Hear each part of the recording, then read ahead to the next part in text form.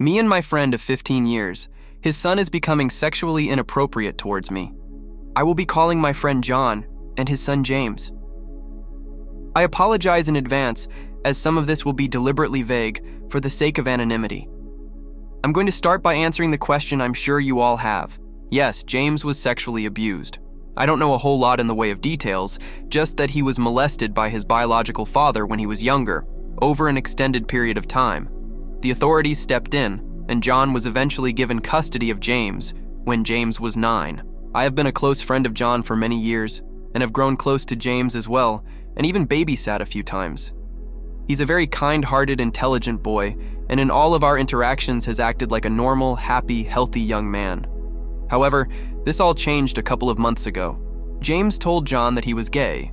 This came as no surprise to his father or I. He's not flamboyant, but he has some pretty obviously gay mannerisms. He lamented a lack of friends that he could talk to about this, so John mentioned that I was gay, which is fine, I'm open about it, and asked me if I would talk to James about it if he had any questions. I agreed, and James and I spoke about it at length. He had several questions for me, but none of them struck me as being overly sexual or age inappropriate. He seemed satisfied with our conversation, and I kind of thought that was the end of it. The thing is, since James found out that I was gay, his behavior towards me has started to change. I noticed him staring intently at me, only to look away when I looked over at him.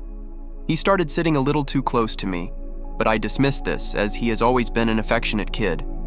At one point, I was heading to the bathroom, which is down a short, narrow hallway that branches off from a larger hallway. He was leaving the bathroom, and as he passed me, he turned away from me and pressed his butt up against my thighs as he passed. I was a little bit worried, but it is a narrow hallway, and I didn't want to assign sexual behavior to something that could have been completely innocent. Yesterday, John hopped in the shower and left James and I alone in the living room. We sat there watching TV and chatting a little, when all of a sudden he reached out and started rubbing my crotch. I jumped back and shouted, "Whoa!" which I think scared him a little. He doesn't like men yelling. I apologized for scaring him, but told him that that was completely inappropriate behavior, that he should never touch anyone like that, and that it made me uncomfortable. He mumbled an apology, and we sat in silence for a moment before he left to his room. When John came into the living room, I made an excuse to go home and left. I know I should have talked to him then. I'll address that in a moment. Now, obviously, I have to talk to his father about this ASAP, but I know that he is sensitive about what happened to his son. How do I approach this delicately? I'm also a little worried that he'll think I'm to blame. I think this is just my imagination running away with me, as John has always been a reasonable man, but I can't deny that the worry is there. Do you think that this will ruin our friendship? It would break my heart to cut ties with them, as John has always been a close friend, and I would miss James too. I like the little dude. They're like family to me, but I don't want to inhibit James's healing process. Should I cut ties regardless? To sexual abuse victims, or those who work with sexual abuse victims, I would greatly appreciate some insight into the kid's mindset. Why is he doing this? Is there any likelihood that he is doing this to anyone else, like kids his own age? Does he know that what he's doing is wrong? Or does he genuinely not understand that this behavior is inappropriate and uncomfortable? I'd like to talk to him about this at some point, but I'd really like to be able to understand more about what he's going through first, and to be honest, I have no clue how to relate to what happened to him. Final note. I know that some of you will be angry that I did not speak to John sooner about all of this. I understand. Your anger is justified. To be honest, I'm angry with myself. I should have gone to John immediately, instead of rationalizing James's behavior away. It wasn't until after he groped me that I realized this was an escalating pattern of inappropriate behavior, but I know that's no excuse. I saw the red flags but chose to ignore them, and in doing so I have done a disservice to James and his family. I take full responsibility for that. So to those of you who are angry with me, I'm sorry. TLDR, 11-year-old boy groped me. How do I approach his father about this? Update 4 days later. Thank you all for your comments, I really appreciate it. I apologize if any of this seems rambling or disjointed, but I just got back, and I want to write all this down before I forget. I called John today, and told him that I would like to talk to him alone. He invited me over, and we talked over coffee. When I told him what had happened with his son, he seemed shocked, but he took it well. He said that he was surprised, as James had not been displaying anything in the way of sexually inappropriate behavior, though he did admit he had been told that James acting out sexually was a possibility, so it wasn't entirely unexpected. He said that he wished I had come forward after the hallway incident, but that he understood why I had brushed it off and didn't hold it against me. He's just glad that I came forward and told him the truth. I was visibly upset, so I'm sure he could tell how deeply this was affecting me. I asked him if he wanted me to cut ties with them, temporarily or permanently, but he said absolutely not. He believes that it's important for James to have a gay role model in his life, and felt that not having me around would come across as punitive and shaming to James and would end up doing more harm than good. He confirmed to me that James is seeing a therapist, but that they were down to monthly visits, as James had seemed to be adjusting well.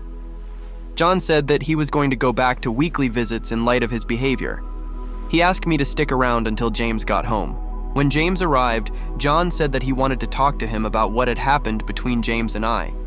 James looked extremely guilty and started tearing up. After John reiterated what had happened and asked if he had anything he'd like to say, James broke down crying and saying how sorry he was. We both reassured him that we weren't angry with him and that he wasn't in any trouble, but that he needed to understand that this behavior was inappropriate and why. As per the suggestion of several of the comments, I apologized for saying he should never touch anyone the way he did, and we discussed the issue of consent at length. John then asked him why he did what he did. James talked a lot about it, but was rambling nervously. I get the feeling that he was sorting it out in his head as he was talking, so it was a little difficult to follow, but I'll paraphrase what he said, as I understand it. He confirmed for us that he had not done this with anyone else. He has had a brief crush or two on other boys at school, but was self-aware enough to know that they were straight and not interested in him romantically. He admitted that he did have a little bit of a crush on me as well, but assumed that I was straight. However, when he found out that I was gay, he mistook my affection for him as attraction, and came to the conclusion that I was only friendly with him because I wanted him sexually. John asked him if he acted the way he had because he wanted to have sex with me. James said no, but that he thought that if he didn't repay my affection with sexual acts that I wouldn't want to be his friend anymore. He also expressed some concern that if he didn't initiate it, I would, and that he'd rather do it on his terms. I told him that sex was never any part of my intentions, and that I was friends with him because he was nice, that I enjoyed talking to him and hanging out with him, that I like him because of who he is as a person. He asked if he was ugly. I said no, and explained that most people are attracted to people close to their own age. He admitted that if he were to have a boyfriend, that he'd want a boyfriend his age. We started wrapping things up, but I noticed James seemed dejected. I asked him what was wrong. He asked me if I hated him now. I admit I got a little choked up when he said that. I gave him a big hug and told him that I would never hate him and that I would always be his friend. He asked if we would still get to hang out, and I said yes, but only when his father was home, and that I wouldn't be able to babysit for him for a while. John made sure he understood that this was not a punishment, just a precaution. James seemed agreeable to it. At this point, John said he had some things he wanted to discuss with James privately, so we said our goodbyes, and I left. All in all, I feel pretty good about it. I think we were able to explain things to James in a way that he understood. I hope I handled this the right way. I'd like to wrap this up by thanking everyone for their comments, but especially you, Doughchild, for their heartbreaking but very insightful comments in this thread. I read it again just now and started crying, because I was struck by how much of that I saw in James. Thank you for helping me understand.